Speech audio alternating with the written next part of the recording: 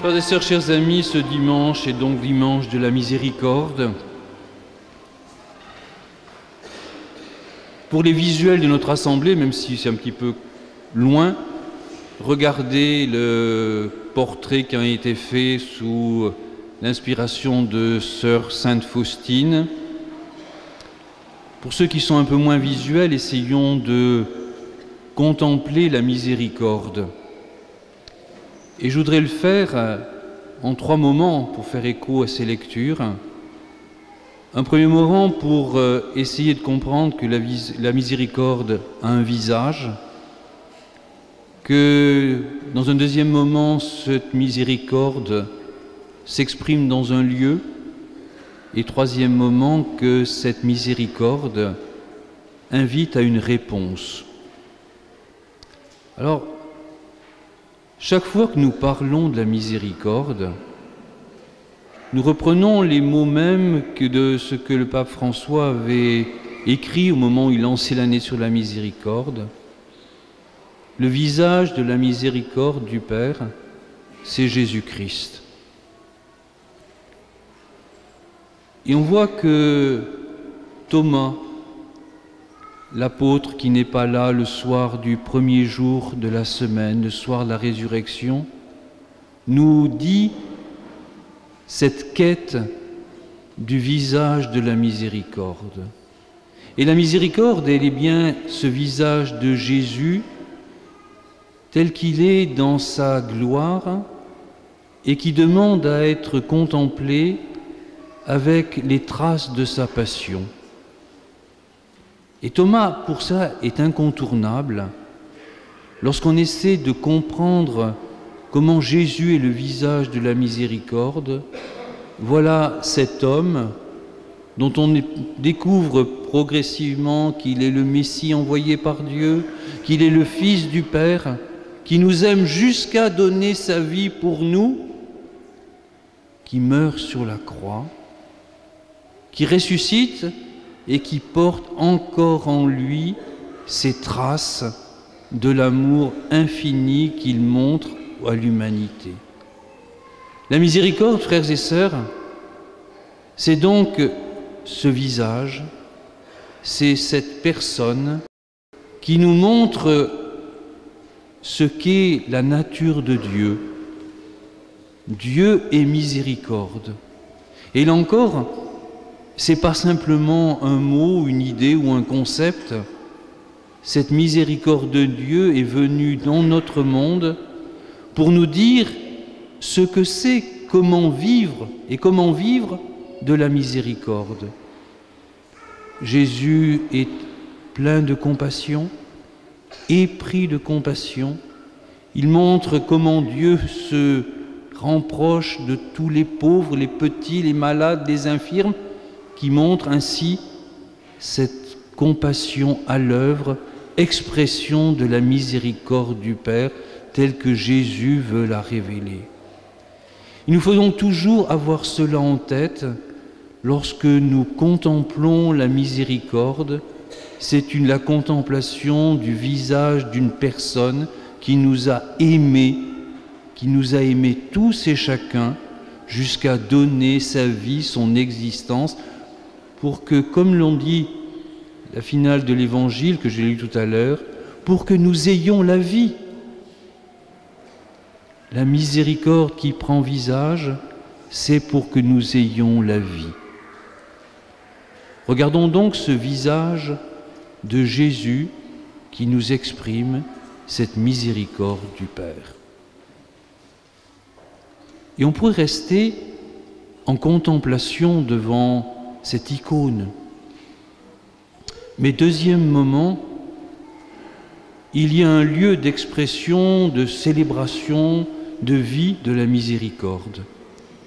C'est l'Église.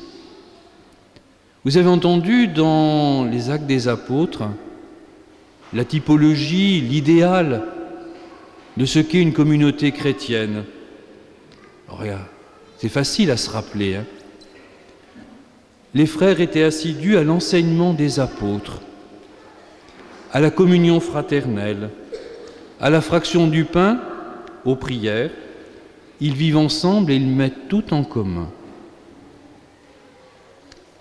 La miséricorde telle que Jésus nous l'a révélée et qu'il laisse à son Église, voilà que l'Église devient le lieu où chaque chrétien, chaque communauté célèbre la miséricorde.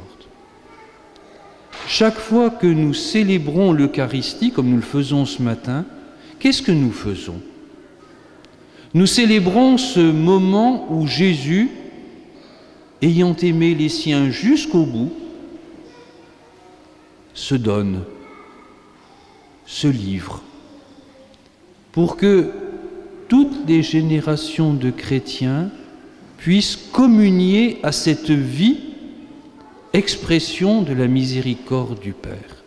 Chaque fois que nous célébrons l'Eucharistie, nous communions à cette vie qui est la miséricorde même. Et vous savez aussi que dans Saint Jean, ce qui est l'équivalent de l'Eucharistie, c'est le service fraternel. Chaque fois que nous célébrons l'Eucharistie, nous communions à cette vie qui est aussi service.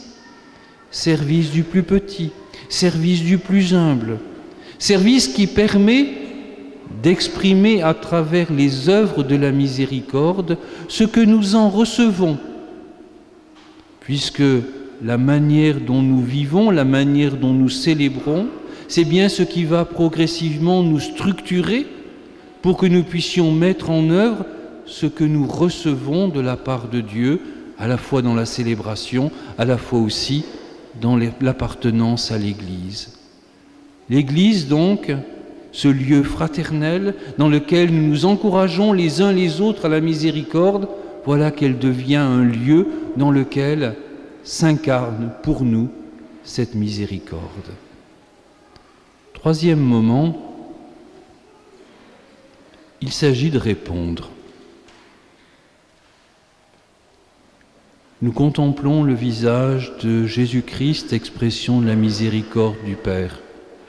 Nous célébrons cette miséricorde dans l'Église. C'est comme une proposition qui est adressée à chacun d'entre nous. Comment est-ce que nous allons répondre à cette miséricorde? Là encore, les textes nous disent l'essentiel. Il s'agit tout d'abord d'une question de foi. Comme Thomas, nous sommes invités à être des croyants, non plus des incrédules, comme lui reproche Jésus. Être des croyants, qu'est-ce que c'est? C'est bien évidemment être des hommes et des femmes pour qui l'expression même de la miséricorde n'est pas quelque chose d'étranger à leur vie. Nous croyons. Je crois, chacun de nous peut dire cela, je crois que Jésus-Christ est mort et ressuscité et que j'espère, j'aspire à cette vie qu'il a en plénitude et qui lui a permis de ressusciter. C'est ça, l'articulation de la foi dans la résurrection et la foi dans notre propre résurrection qui est l'espérance. Et cela se traduit intérieurement, comme le dit très justement la lettre de Pierre, ça se traduit comment? Par une joie profonde. Et la réponse que nous pouvons donner, elle part de là. Alors peut-être que mon discours vous passe par-dessus la tête. Peut-être que l'Évangile et les textes ne vous ont pas intéressé. Mais si tel n'est pas le cas, est-ce que vous sentez qu'au fond de vous-même, il y a cette adhésion profonde avec ce qui est dit ici? Quand je dis adhésion profonde, c'est se dire, même si j'arrive pas tout à fait à comprendre et à imaginer ce dont il s'agit, ce qui est dit ici, qui est l'espérance même de ce à quoi j'aspire, la conviction profonde qui m'habite, et finalement cette joie que j'ai à sentir que cette parole est vraie et pour moi, est-ce qu'à travers cela, c'est pas la réponse que nous donnons par toute notre vie à la proposition de la miséricorde? Alors, frères et sœurs, c'est assez simple finalement d'être chrétien. C'est assez simple parce que ça ne demande qu'une chose: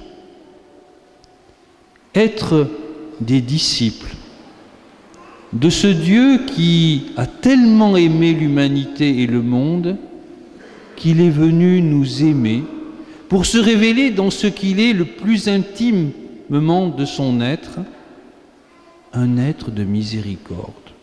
Non seulement un être de miséricorde, mais un Père. Père pour chacun d'entre nous, Père pour chacun des hommes, Père pour l'humanité.